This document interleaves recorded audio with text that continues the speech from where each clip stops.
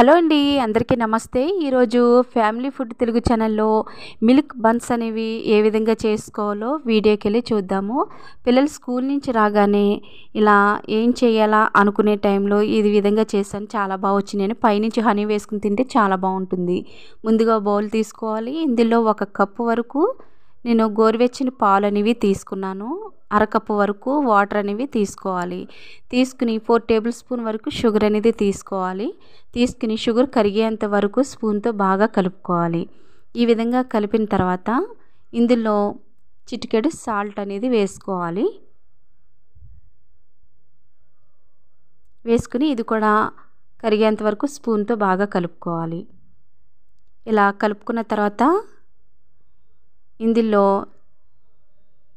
6-7 table spoon వరకు oil అనేది తీసుకోవాలి. తీసుకున్న తర్వాత ఈ విధంగా కలుపుకున్న తర్వాత మైదా పిండి జల్లించి తీసుకోవాలి. 3 కప్స్ వరకు తీసుకోవాలి. ఫస్ట్ 1 కప్పు వేసి ఈ విధంగా కలుపుకోవాలి. ఈనో ఉంటే ఇప్పుడే వేసుకుంటే బెటర్ అండి. నేను మర్చిపోయి మిడిల్లో వేశాను.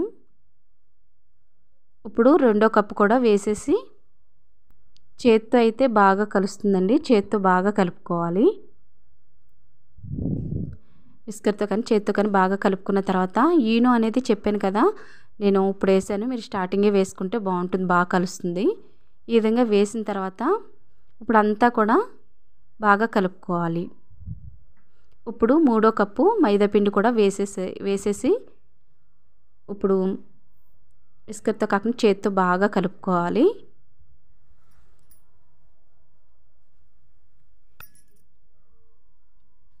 అంతా కలిసే విధంగా కలుపుకోవాలి. ఇలా కలుపుకున్న తర్వాత 15 నిమిషాల వరకు మూత పెట్టేసి పక్కన ఉంచేసుకుందాం. ఇప్పుడు 15 నిమిషాల తర్వాత మూత తీస్తే ఈ పిండి అంతా కూడా మనకి బాగా నానుతుంది కదా. ఇప్పుడు మైదా పిండి జల్లుకుని ఇప్పుడు చపాతీ ముద్దలాగా పెద్ద సైజుగా తీసుకోవాలి. చేత్తోటి తీసుకుని చపాతీ పీట మీద మైదా పిండి జల్లుకుని ఇప్పుడు ఈ పిండి అనేది చేత్తోటి ఇలా స్ప్రెడ్ చేసుకుంటూ మొత్తం అంతా కూడా ఒత్తుగా చేసుకోవాలి. మరి పలచగా కాదండి, ఒత్తుగానే మనం చేసుకోవాలి. ఇప్పుడు ఏదైనా మూత తీసుకుని రౌండ్గా సర్కిల్గా వచ్చే విధంగా ఈ విధంగా మనం అంటే కనుక ఈ సైజు వస్తుంది కదా. అన్నీ కూడా ఈ విధంగా మనం కట్ చేసుకోవాలి. ఇప్పుడు స్టవ్ అంటించుకుని ఆయిల్ బాగా హీట్ అయిన తర్వాత చూడండి ఈ మందంగా ఉండాలి. ఇప్పుడు వీటిని డీప్ ఫ్రై చేసుకోవాలి. ఇలా మనం ఆయిల్లో ఇలా వేయగానే మనకి వెంటనే కూడా వాటంతట అవే టర్న్ అయిపోతాయండి. 2 వైపులా కూడా మంచి కలర్ వచ్చేంత వరకు వేయించుకోవాలి. చాలా బాగా వచ్చినాయండి. ఈ వీడియో కనుక మీకు నచ్చినట్లయితే షేర్ చేయండి, లైక్ చేయండి, సబ్స్క్రైబ్ చేయడం మాత్రం మర్చిపోవద్దు. బెల్ ఐకాన్ క్లిక్ చేయండి. Thank you for watching. ఇప్పుడు ఇవన్నీ కూడా ఈ విధంగా వచ్చిన తర్వాత టర్న్ చేసుకోవచ్చు. మంచి కలర్ వచ్చే విధంగా అన్నీ కూడా ఈ విధంగా చేసుకోవాలి.